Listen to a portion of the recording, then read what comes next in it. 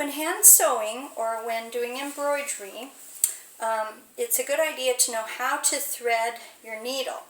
Now I'm going to focus on embroidery thread and how to thread a needle for embroidery.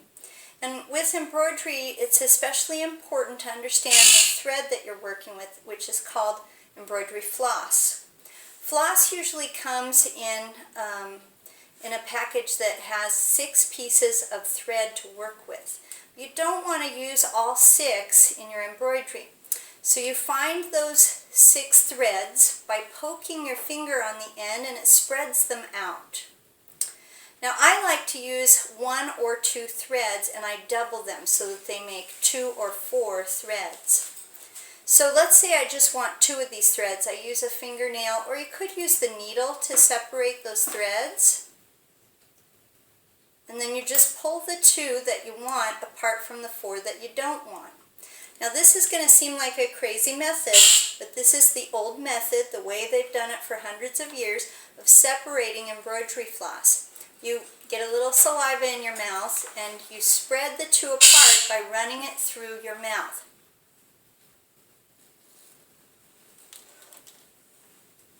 And that's how you separate them. Usually I cut it beforehand. When I'm measuring to cut, I measure like this, from elbow to fingertips. You don't want to go a whole lot longer than that because embroidery floss is especially susceptible to tangling. And again, you just take the tip and let it fray. That's a good thing, that's what you want. You separate the 2 that you want. You can use the needle or you can use a fingernail to separate the 2 pieces that you want from the other 4. And then you use your saliva to separate the pieces of thread. When you thread the needle, it helps to kind of wet and twist the end. If you wet and twist the end, that twisting helps draw the 2 threads together so it's easy to push through the needle's eye.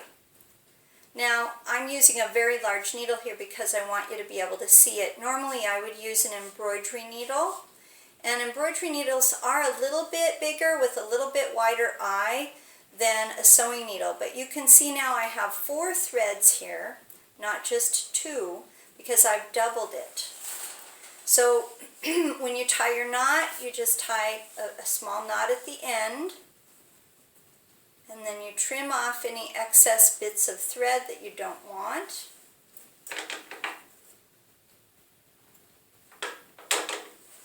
And there you have it.